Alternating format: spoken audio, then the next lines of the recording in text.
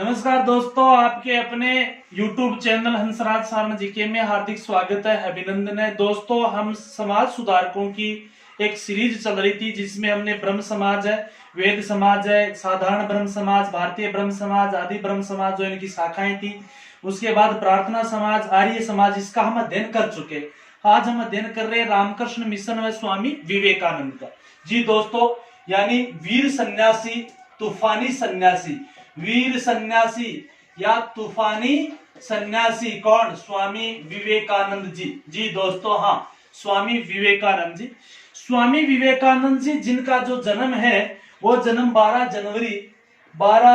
जनवरी 1863 में कलकत्ते में होता है। और इनका जो विवेकानंद जी का जन्मदिन है 12 जनवरी, वो राष्ट्रीय युवा दिवस के रूप में मनाया जाता है। किस दिवस के रूप में? राष्ट्रीय युवा दिवस के रूप में मनाया जाता है 12 जनवरी को। हालांकि यदि अंतरराष्ट्रीय युवा दिवस, तो अंतरराष्ट्रीय युवा दिवस है 12 अगस्त। कितना है? 12 अगस्त अंतरराष्ट्रीय युवा दिवस। जो स्वामी विवेकानंद जी यानी वीर सन्यासी जी का जो बचपन का नाम था वो था नरेंद्रनाथ दत्त। कौन? क्या था? नरेंद्रनाथ दत्त। पिता विश्वनाथ थे इनके, माता जो थी भुवनेश्वरी देवी। पिता कौन थे?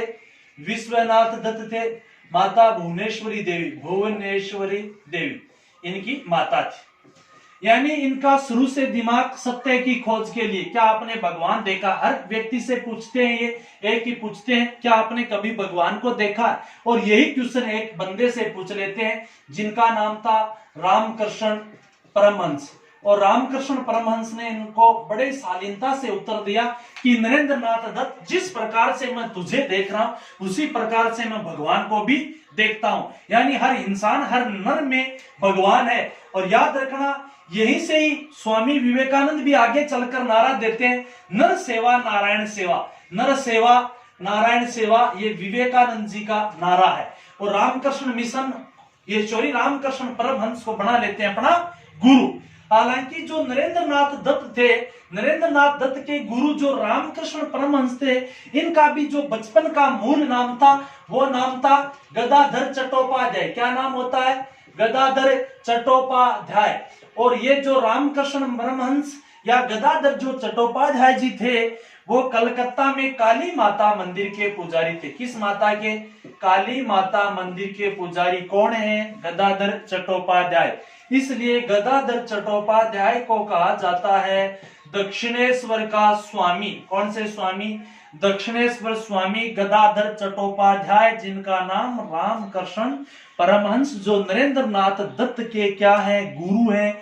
और इन्हीं गुरुजी ने नरेंद्रनाथ दत्त का नाम रख दिया था वीवी दिशानंद। वीवी दिशानंद। क्या नाम रखा भैया? वीवी दिशानंद। रामकृष्ण परमहंस जी का जो स्वर्गवास होने जाने के बाद 1886 में देहांत हो जाता है। उनके बाद में स्वामी जो वीवी दिशानंद जी थे, इन्होंने रामकृष्ण परमहंस या गदाधर जो चट्टोपाध्याय जी हैं, जो काली माता के मंदिर के पुजारी हैं, जो दक्षिणेश्वर के स्वामी कहलाते हैं, उनकी शिक्षाओं का प्रचार प्रसार करते हैं या उनके ज्ञान का। इस दौरान जो वीवी दिशानंद जी थे, इनकी मुलाकात होती है खेतड़ी के महाराजा। और खेतड़ी के महाराजा कौन? अजीत सिंह से। किन से होती है भैया मुलाकात? खेतड़ी के महाराजा अजीत सिंह के मुलाकात किसकी? वीवी दिशानंद। अभी तक वीवी दिशानंद है। खेतड़ी के महाराजा के संपर्क में आए महाराजा अजीत सिंह ने वीवी दिशानंद से स्वामी जी का नाम रख दिया स्वामी विवेकानंद। क्या रख दिया? स्वामी विवेकानंद। और स्वामी विवेकानंद का आर्थिक सहयोग भी करते हैं कौन? महाराजा अजीत सिंह। खेतरी के महाराजा अजीत सिंह नाम विवेकानंद रखते हैं, आर्थिक सहयोग करते हैं। सबसे बड़ा आर्थिक सहयोग जो एक शिकागो धर्म सम्मेलन होता है 1893 का विश्व धर्म सम्मेलन, कहां हुआ था? शिकागो का विश्व धर्म सम्मेलन अमेरिका में। उस धर्म सम्मेलन में भारतीय धर्म, हिंदू धर्म का नेतृत्व करते हैं अपने स्वामी विवेकानंद जी। वहां स्वामी विवेकानंद के जाने की जो व्यवस्था है वो खेतरी के महाराजा अजीत सिंह करते हैं। वहां पर स्वामी विवेकानंद जी कहते हैं, जाते हैं तो उस दौरान हमारे अपने साथ जो भारतीय वेद ले जाते हैं और स्वामी जी का वेद सभी धर्म ग्रंथों के नीचे रख दिया गया था। किसी अन्य धर्मावलंबियों ने कहा स्वामी जी आपकी तो जो प्रार्थना आपकी बारी लास्ट में आएगी, आपका वेद तो सबसे नीचे।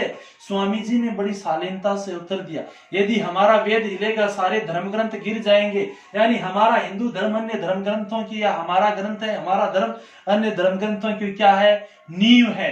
यानी ये इनकी प्रबुद्ध यानी प्रबुद्ध सन्यासी कह सकते हैं, यानी बुद्धिमान व्यक्ति जिन्होंने शालीनता से जवाब दे दिया। उसके बाद में न्यूयॉर्क में इन्होंने भारतीय हिंदू धर्म के बारे में बताया, और भारतीय हिंदू धर्म के बारे में इन्होंने जो भाषण दिया, भारतीय ज्ञान विज्ञान के बारे में जब बताया, उस ज्ञान विज्ञान का जो प्रचार प्रसार इनका हुआ था, वहां पर एक न्यूयॉर्क से एक समाचार पत्र निकलता था हेराल्ड, और हेराल्ड समाचार पत्र में भारतीय जो ज्ञान विज्ञान में भारतीय हिंदू धर्म के वैज्ञानिकता का जो वहां पर प्रचार प्रसार होता है, या नरेंद्र नाथ दत्त के द्वारा दिए गए भाषण छपा था हेराल्ड अखबार में।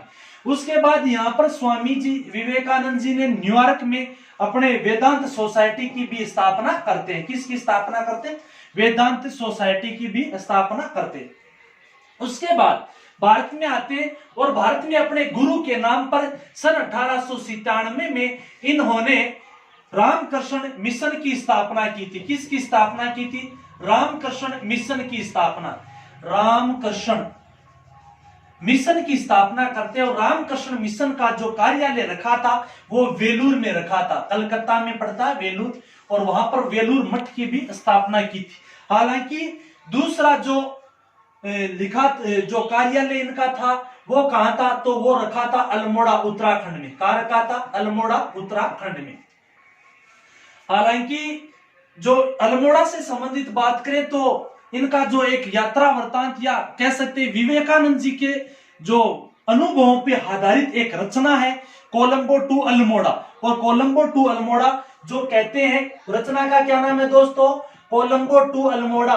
प्रश्न यही आता है कि कोलंबो टू जो अल्मोड़ा है, ये जो रचना लिखी गई है या ये पुस्तक है, इसमें किसकी विचारधाराएं हैं? तो स्वामी विवेकानंद जी। कहते हैं कोलंबो टू अल्मोड़ा में स्वामी जी के जो अनुभवों को संकलित किया था, इन्हीं के कोई मित्र बताए जाते हैं, हेनरी मुलर। किसने संकलित किया था? हेनरी मुलर ने संकलित किया था कोलंबो टू अल्मोड़ा। कोलंबो लंका, अल्मोड़ा का यहाँ पड़े उत्तराखंड में, और अल्मोड़ा में रामकृष्ण मिशन का दूसरा जो मुख्यालय था। उसके बाद में इनकी स्वयं की रचनाएं हैं। मैं समाजवादी हूं। कौन सी है? इनका फेमस नारा है, मैं समाजवादी हूं।